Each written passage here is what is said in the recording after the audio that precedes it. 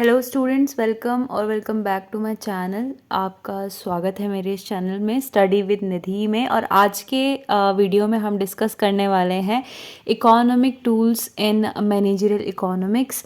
तो जैसे कि मैंने आपको प्रीवियस वीडियोस में बताया कि मैनेजरियल इकोनॉमिक्स क्या है। मैनेजरियल इकोनॉमिक्स मैनेजमेंट और इकोनॉमिक्स का जब हम एक साथ यूज़ करते हैं तो उसको मैनेजरियल इकोनॉमिक्स कहा जाता है। और अब हम देखने वाले हैं कि इस मैनेजरियल इकोनॉमिक्स में कौन कौन से ऐसे इकोनॉमिक्स टूल हैं जिनको हम यूज़ करते हैं।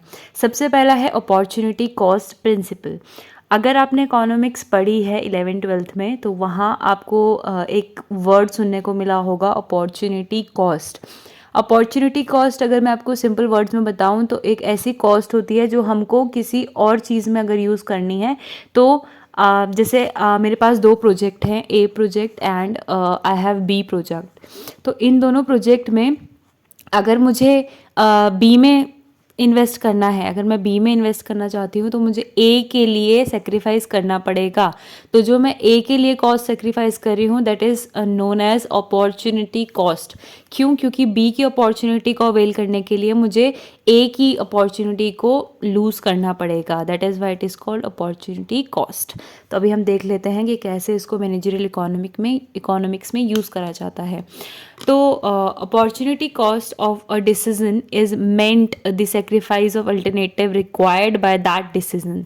तो अपॉर्चुनिटी कॉस्ट क्या होगी किसी भी डिसीजन को लेने की? जैसे मैंने आपको बताया कि किसी अल्टरनेटिव डिसीजन को अगर हम एक्वायर कर रहे हैं तो जो हमने पिछले वाले डिसीजन को छोड़ा उसको लीव करने की, सेक्रीफाइस करने की जो कॉस्ट है वो अपॉर्चुनिटी कॉस्ट है। कुछ एग्जांपल्स देख लेते हैं। Opportunity cost of funds employed in one's own business is the interest that could be earned on those funds if they have been employed in other ventures। अब example में पहला example है, जैसे कि अगर आप मान लीजिए कोई बिजनेसमैन है और आपने अपना पैसा बिजनेस में अपने लगाया है। तो आपने जो पैसा बिजनेस में लगा दिया, मान लो आपने 10 लाख रुपए बिजनेस में लगा दिए, तो वो 10 लाख रुपए अगर आप मार्केट में कहीं इन्वेस्ट करते तो आपको उसका इंटरेस्ट मिलता। तो अपना बिजनेस खोलने के लिए आपने उस इंटरेस्ट को सेक्रीफाइस करा है। तो वो जो इंटरेस्ट सेक्रीफिकेशन हुआ है यहाँ पे that is known as opportunity cost. Okay, now next example is the opportunity cost of holding 1000 cash in hand for 1 year is the 10% of rate of interest which would have been earned had the money kept as fund deposit in bank. तो क्या example ये show करता है कि if you have a money, if you have cash in hand, मतलब अगर आप 1000 rupees अपने पास रखो 1 साल तक तो वो 1000 ही रहने वाले हैं, उनमें कोई भी इंक्रीमेंट नहीं होने वाला है। But if you kept those money in bank तो आपको उस 1000 में अगर 10% का भी इंटरेस्ट लगता है तो 100 रुपीज़ आपके इंक्रीमेंट होता है। तो अगर आप वो पैसे कैश हाथ में रख रहे हैं तो आप क्या चीज़ अपॉर्चुनिटी यानी कि क्या चीज़ लूज़ कर रहे हैं, क्या चीज़ सेक्रीफाइस कर रहे हैं? तो आप वो 10% का इंटरेस्ट को सेक्रीफाइस कर रहे हैं। तो सेक्रीफाइसिंग अ यूनिट और a thing for something alternative, ठीक है, किसी अल्टरनेटिव के लिए अगर आप कोई चीज़ सेक्रीफाइस कर रहे हो तो वो होगा अपॉर्चुनिटी कॉस्ट प्रिंसिपल, जो कि एक इकोनॉमिक प्रिंसिपल है लेकिन हम मैनेजरियल इकोनॉमिक्स में यूज़ करेंगे ताकि डिसीजन बहुत ज़्यादा एफिशिएंटली लिया जा सके। Now our next principle is incremental principle. It says it involves estimating the impact of decision alternatives on cost and revenue, emphasizing the changes in total cost and total revenues resulting from change in price, product, procedures, investments or whatever may be at stake in decisions। तो incremental principles क्या बोलता है कि आप एक ऐसा decision, मतलब आप एक ऐसा डिसीजन लोगे, आपको सारे जो भी अल्टरनेटिव्स हैं उनको स्टडी करना है and you have to take a decision जो कि एक पॉजिटिव इम्पैक्ट डाले कॉस्ट एंड रेवेन्यूज़ पे। पॉजिटिव इम्पैक्ट एज इन, ऐसा नहीं है कि पॉजिटिव इम्पैक्ट सिर्फ इंक्रीजिंग इम्पैक्ट ही होगा, कॉस्ट के लिए डिक्रीजिंग इम्पैक्ट इज पॉजिटिव, ठीक है। कैसे? अगर कॉस्ट इंक्रीज हो मेरे किसी डिसीजन से तो ऑब्वियसली उस चीज़ का प्राइस भी इंक्रीज होगा और वो मेरे बिजनेस के लिए बहुत ज़्यादा मुश्किलात वाले सिचुएशंस ला सकती है। तो ऐसा एक डिसीजन, ऐसा एक अल्टरनेटिव लेना है जिससे हमारी कॉस्ट कम हो और रेवेन्यूज़ इंक्रीज हो। ओके, ऐसा एक इन्वेस्टमेंट, ऐसा एक डिसीजन लेना है। ठीक, हमको इसमें सारे चेंजेस ध्यान में रखने हैं कि टोटल कॉस्ट कितनी आएगी, टोटल रेवेन्यूज़ कितने आएंगे, सब चीज़ें ध्यान में रखनी है। Two basic incremental reasonings are, अब जो बेसिक इंक्रीमेंटल प्रिंसिपल में दो रीजनिंग है वो है incremental cost and incremental revenues, because this principle is all about cost and revenues. तो मैं अभी अगर आपको एक टोटल बोलूँ तो जो हमारा इंक्रीमेंटल प्रिंसिपल है वो बेसिकली रेवेन्यू एंड कॉस्ट पे डिपेंड है। अभी हम देखते हैं कि कैसे पता चलेगा कि कोई डिसीजन प्रॉफिटेबल है या नहीं है।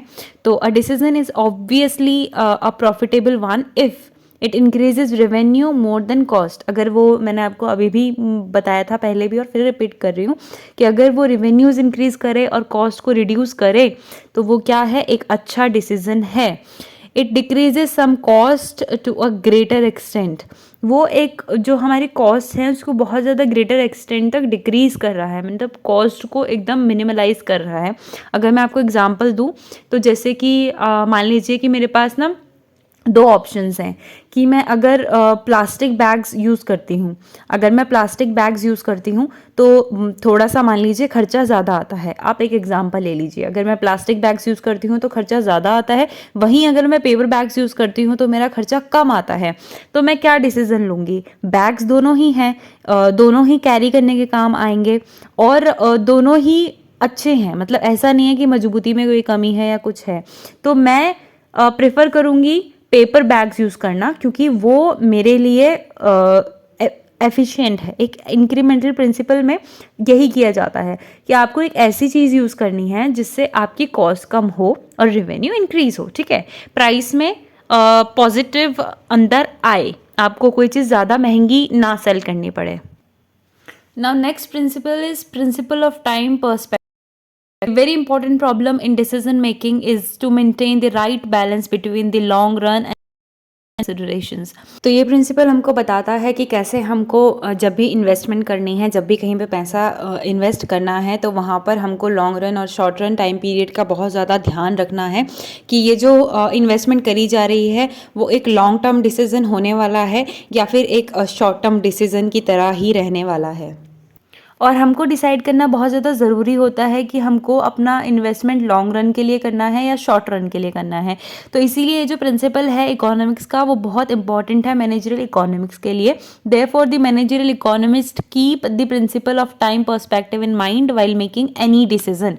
तो जब भी कोई डिसीजन बनाएंगे तो टाइम पर्सपेक्टिव को हमेशा अपने दिमाग में रखते हुए करेंगे ताकि जो डिसीजंस हैं वो एफिशिएंट एंड इफेक्टिव हों।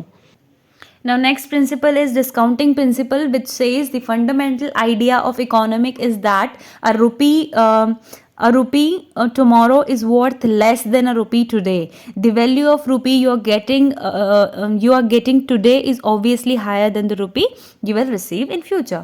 तो अभी जो डिस्काउंटिंग प्रिंसिपल है दैट सेज कि जो अभी आपके पैसे की कीमत है वो फ्यूचर में जाके डिस्काउंट होने वाली है। दैट मीन्स कि अगर मैं आपको बोलूँ कि आपको मैं आज 100 रुपये दूँ, अगर मैं आपको आज 100 रुपये दूँ, आपके पास दो ऑप्शन है, ठीक है, अभी 100 रुपये ले लो या मेरे से 10 साल बाद 100 रुपये ले लेना। तो आप बोलोगे क्या कि मुझे अभी 100 रुपये चाहिए। क्यों चाहिए? क्योंकि अभी 100 रुपये की जो कीमत है ना वो आने वाले टाइम पे बहुत कम होने वाली है।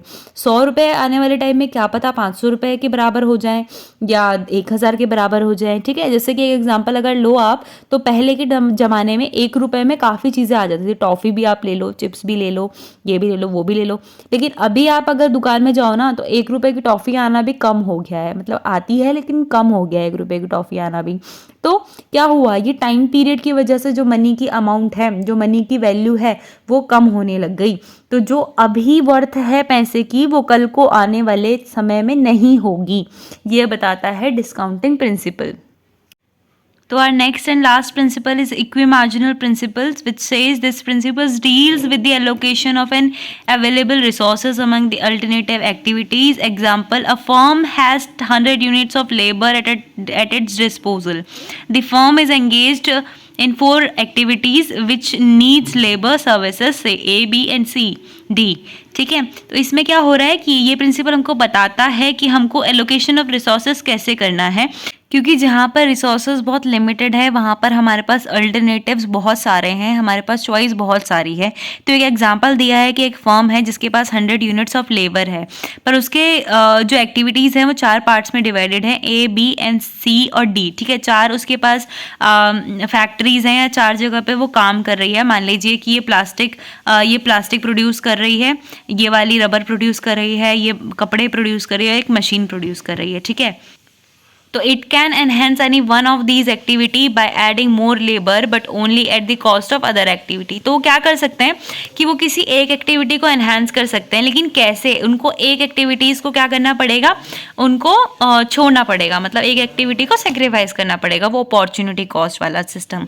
ठीक है, तो अब वो चाहे तो मान लीजिए जो मैंने आपको लास्ट में कहा कि जो डी वाली फर्म है वो मशीनरी प्रोड्यूस कर रही है, तो मान लीजिए मशीनरी प्रोड्यूस करने के लिए ज़्यादा लेबर चाहिए। ठीक है, तो वो सारा अपना ज़्यादा लेबर लगा दे मशीनरी प्रोड्यूस करने में और बाकी जो रिमेनिंग है उसको डिवाइड कर ले अपनी 3 फर्म में। तो ये थे हमारे सारे प्रिंसिपल्स जो मैंने आपको बताए। इसमें टूल्स ऑफ इकोनॉमिक्स बताई जो कि यूज़ करे जा सकते हैं मैनेजरियल इकोनॉमिक्स में। अगर आपको वीडियो थोड़ी सी भी हेल्पफुल लगी होगी तो वीडियो को लाइक करिएगा, चैनल को ज़रूर सब्सक्राइब करिएगा, और अगर आपके पास कोई रिकमेंडेशन है या चाहते हैं मैं किसी टॉपिक पे वीडियो बनाऊं तो वो भी आप कमेंट में प्लीज़ बता दीजिएगा, वीडियो अपलोड हो जाएगी। मैनेजरियल इकोनॉमिक्स के बहुत सारे लेक्चर्स पहले से अपलोडेड हैं, उनको जाकर इससे पहले देख लीजिएगा, तभी जाकर आपको ये पूरा चैप्टर समझ में आने वाला है। और आपको मिलूंगी अगली वीडियो में, तब तक के लिए पढ़ते रहिए स्टडी विद निधि के साथ।